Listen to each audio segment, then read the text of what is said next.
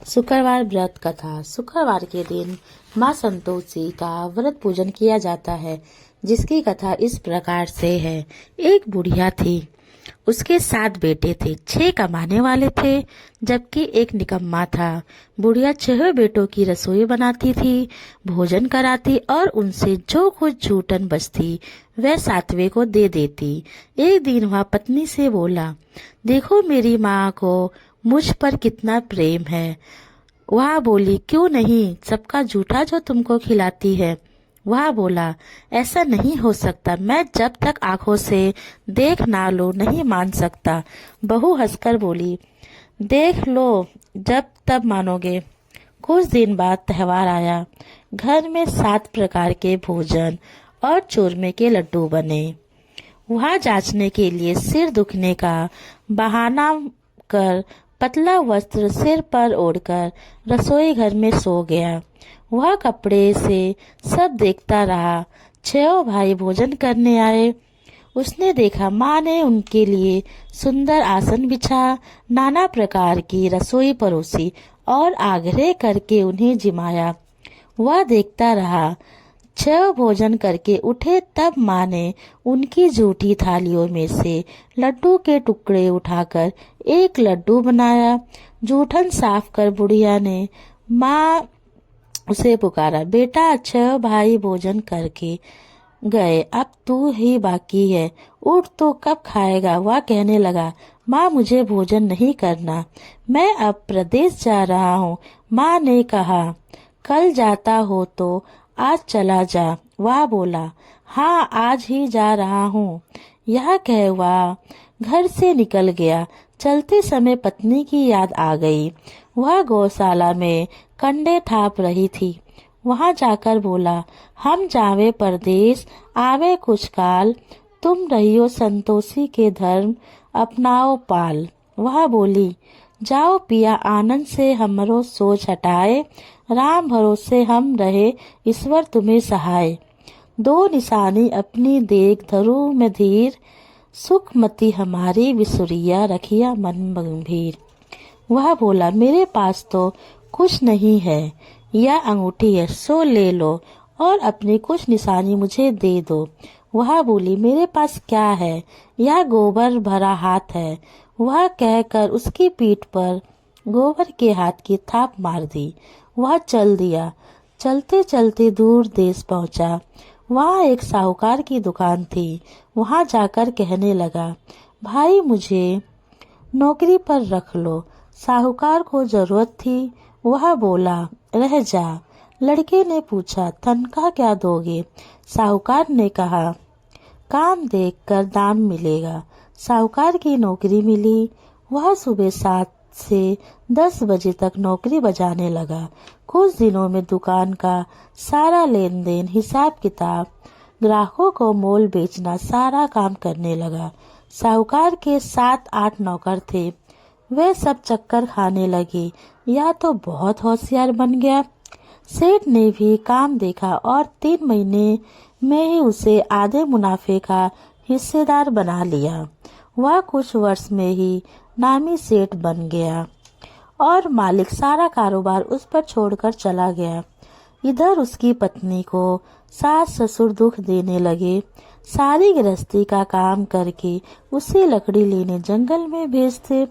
इसी बीच घर के आटे से जो भूसी निकलती उसकी रोटी रख दी जाती और फूटे नारियल की नरोली में पानी।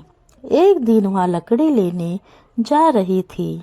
रास्ते में बहुत सी स्त्रियां संतोषी माता का व्रत करते हुए दिखी।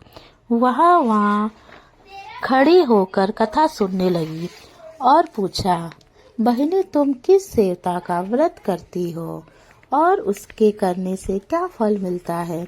यदि तुम इस व्रत का विधान मुझे समझा सकती हो तो मैं तुम्हारा बहुत एहसान मानूंगी। तब उनमें से एक स्त्री बोली, सुनो, यह संतोषी माता का व्रत है। इसके करने से निधनता, दरिद्रता का नाश होता है और जो कुछ मन में कामना हो सब संतोषी माँ की कृपा से पूरी होती है। तब उसने उस व्रत की विधि पूछी। वह बोली, सवा आने का गुड़ चना लेना, इच्छा हो तो 5.25 आने का लेना या 1.25 रुपए का भी, सहूलियत के अनुसार लाना। बिना परेशानी और श्रद्धा प्रेम से जितना भी बन पड़े सवाल ले आना। प्रत्येक शुक्रवार को निहार रहकर कथा सुनना। इसके बीच क्रम टूटे नहीं, लगातार नियम पालन करना। सुनने वाला कोई ना मिले तो घी का दीपक जला उसके आगे या जल के पात्र के सामने रखकर कथा कहना। जब कार्य सिद्ध ना हो तो नियम का पालन करना और कार्य सिद्ध हो जाने पर व्रत का उद्यापन करना। 3 माह में माता फल पूरा करती हैं। यदि किसी के ग्रह खोट भी हो तो माता वर्ष भर में कार्य सिद्ध करती हैं। फल सिद्ध होने पर उद्यापन करना चाहिए, बीच में नहीं। उद्यापन में 2.5 सेर आटे का खाजा तथा इसी परिणाम से खीर तथा चने का साग करना। 8 लड़कों को भोजन कराना। जहाँ तक मिले देवर जेठ भाई बंधु ही हों, ना मिले तो रिश्तेदार और आस पड़ोसियों को बुलाना, उन्हें भोजन करा दक्षिणा दे। माता का नियम पूरा करना। उस दिन घर में खटाई नहीं खाना। यह सुन बुढ़िया के लड़के की बहुत चल दी। रास्ते में लकड़ी के बोझ को बेच दिया और उन पैसों से गुड़ चना माता के व्रत की तैयारी कर आगे चली और सामने मंदिर देखकर पूछने लगी, यह किसका मंदिर है? सब कहने लगे, संतोषी माता का मंदिर है। यह सुनकर माता के मंदिर में जाकर चरणों में लेटने लगी। दीन हो विनती करने लगी, माँ मैं निपट अज्ञानी हूँ, व्रत के कुछ भी नियम नहीं जानती हूँ, मैं दुखी हूँ। हे माता जगत जननी, मेरा दुख दूर कर, मेरी शरण में हूँ। माता को दया आई। एक शुक्रवार बीता कि दूसरे को उसके पति का पत्र आया। तीसरे शुक्रवार को उसका भेजा हुआ पैसा आ पहुंचा। यह देखकर जेठ जिठानी मुंह सुखाड़ने लगी। लड़के ताना देने लगे। काकी के पास पत्र आने लगे, रुपया आने लगा। अब तो काकी की खातिर बढ़ेगी। बेचारी सरलता से कहती, भैया कागज आवे रुपया आवे हम सब के लिए अच्छा है। ऐसा कह आंखों में आंसू भरकर संतोषी माता के मंदिर में मातोश्वरी के चरण में गिरकर रोने लगी। माँ मैंने तुमसे पैसा कब माना? मुझे पैसे की क्या कमी है? मुझे तो अपने सुहाग से काम है। मैं तो अपने स्वामी के दर्शन मांगती हूँ। तब माता ने प्रसन्न होकर कहा, जा बेटी तेरा स्वामी आवेगा। यह सुनकर खुशी से बावली होकर घर जाकर काम निपटाने लगी।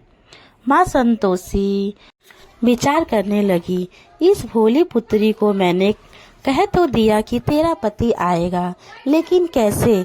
वह तो इसके स्वप्न में भी याद नहीं करता। उसे याद दिलाने को मुझे ही जाना पड़ेगा।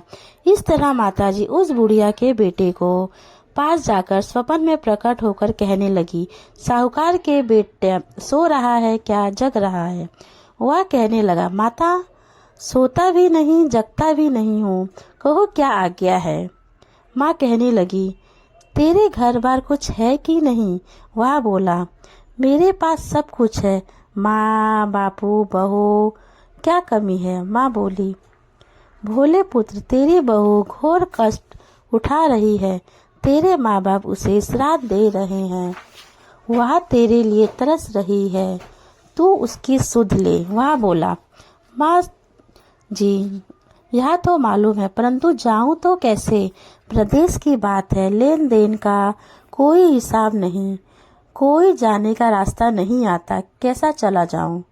माँ कहने लगी, बेटा बात मान, सवेरे नहा धोकर संतोषी माता का नाम ले, घी का दीपक जला, दंडवत पर दुकान पर जा बैठ। देखते देखते सारा लेन देन चुक जाएगा, जमा का माल बिक्री जाएगा, साँझ होते होते धन का भारी ढेर लग जाएगा। अब बुढ़े की बात मानकर वह नहा धोकर संतोषी माता को दंडवत घी का दीपक जला दुकान पर बैठा। थोड़ी देर में देने वाले रुपए देने लगे, लेने वाले हिसाब लेने लगे। कोठे में भरे सामान के खरीदार नगद दाम दे सौदा करने लगे। शाम तक धन का भारी ढेर लग गया। मन में माता का नाम ले चमत्कार देख के प्रसन्न हो घर ले जाने वास्ते गहना कपड़ा सामान खरीदने लगा। यह काम से निपटार कर तुरंत घर को रवाना हुआ। उधर उसकी पत्नी जंगल में लकड़ी लेने जा रही थी। लौटते समय माताजी के मंदिर में विश्राम करने लगी। वहां तो उसके प्रतिदिन रुकने का स्थान था। धूल उड़ती देख वह माता से पूछती है, हे माता, यह धूल कैसे उड़ रही है? माता कहती हैं, हे पुत्री, तेरा पति आ रहा है। अब तू ऐसा कर, लकड़ियों के 3 बोझ बना ले। एक नदी के किनारे रख देना और दूसरा मेरे मंदिर पर और तीसरा सिर पर। तेरे पति को लकड़ियों का गट्ठर देख मोह पैदा होगा। वह यहाँ रुकेगा, नाश्ता पानी खाकर माँ से मिलने जाएगा। तब तू लकड़ियों का बोझ उठाकर जाना और चौक के गट्ठर डालकर जोर से आवाज लगाना, लो सासू जी, लकड़ियों का गट्ठर लो, भूसी की रोटी दो, नारियल के खोपड़े में पानी दो। आज मेहमान कौन आया है? माता जी से बहुत अच्छा कहकर वह प्रसन्न मन से लकड़ियों के 3 गट्ठर बनाई। एक नदी के किनारे पर, एक माताजी के मंदिर पर रखा। इतने में मुसाफिर आ पहुंचा।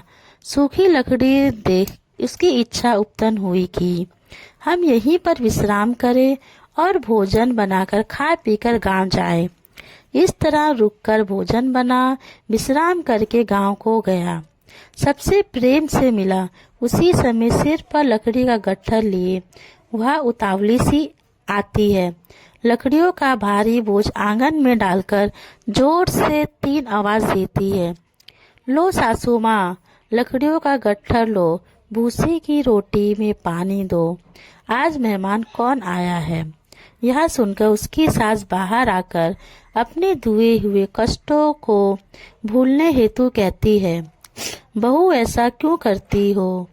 तेरा मालिक ही तो आया है। आ बैठ, मीठा भात खा, भोजन कर, कपड़े गहने पहन। उसकी आवाज सुनकर उसका पति बाहर आता है। अंगूठी देख व्याकुल हो जाता है। माँ से पूछता है, माँ, यह कौन है? माँ बोली, बेटा, यह तेरी बहू है। जब से तू गया है तब से सारे गांव में भटकती फिरती है। घर का काम काज कुछ नहीं करती।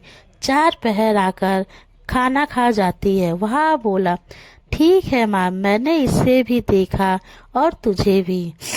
अब दूसरे घर की ताली दो, उसमें रहूंगा। माँ बोली, ठीक है, जैसी तेरी मर्जी। जब वह दूसरे मकान की तीसरी मंजिल पर कमरा खोला, सारा सामान जमाया। एक दिन में राजा के महल जैसा ठाट बाट बन गया। अब क्या था, बहुत सुख भोगने लगी। इतने में शुक्रवार आया। उसके पति से कहा, मुझे संतोषी माता का व्रत का उद्यापन करना है। पति बोला, खुशी से कर लो। उद्यापन की तैयारी करने लगी। जिठानी के लड़कों को भोजन के लिए कहने लगी।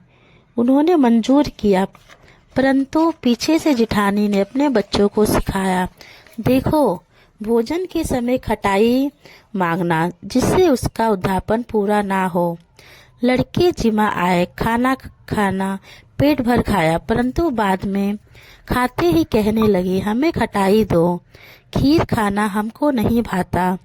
देखकर आरुचि होती है। वह बोली, भाई, खटाई किसी को नहीं दी जाती, यह तो संतोषी माँ का प्रसाद है। लड़के उठ खड़े हुए, बोले, पैसा लाओ। भोली बहू कुछ जानती नहीं थी, उन्हें पैसा दे दिया। लड़के उसी समय हट करके इमली खटाई ले आके खाने लगे। यह देखकर बहू पर माताजी ने प्रकोप किया। राजा के दूत उसके पति को पकड़कर ले गए। जेठ जिठानी मन माने वचन कहने लगे, लूट लूट कर धन इकट्ठा कर लाया है, अब सब मालूम पड़ जाएगा जब जेल में मार खाएगा। बहू से यहाँ सहन नहीं हुआ। रोती हुई माताजी के मंदिर गई और कहने लगी, हे माता, तुमने क्या किया? हंसाकर अपने भक्तों को रुलाने लगी। माता बोली, बेटी तूने उद्धापन करके मेरा व्रत भंग किया है। वह कहने लगी, माता मैंने कुछ अपराध किया है? मैंने तो भूल से लड़कों को पैसे दिए थे, मुझे क्षमा करो, मैं फिर तुम्हारा उद्धापन करूंगी। माँ बोली, अब भूल मत जाना। वह कहती है, अब भूल नहीं होगी, अब बतलाओ वो कैसे आवेंगे? माँ बोली, जा पुत्री, तेरा पति तुझे रास्ते में आता मिलेगा। वह निकली, राह में पति आता मिला। वह पूछी, कहाँ गए थे? वह कहने लगा, इतना धन जो कमाया है उसका टैक्स राजा ने मांगा था, वह भरने गया था। वह प्रसन्न होकर बोली, भला हुआ, अब घर को चलो। कुछ दिन बाद फिर शुक्रवार आया। वह बोली, मुझे फिर माता का उद्धापन करना है।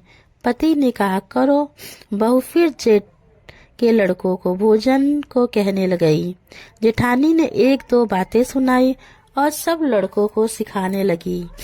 तुम सब लोग पहले की ही खटाई मांगना। लड़के भोजन से पहले कहने लगी, हमें खीर नहीं खानी, हमारा तो जी बिगड़ता है, कुछ खटाई खाने को दो।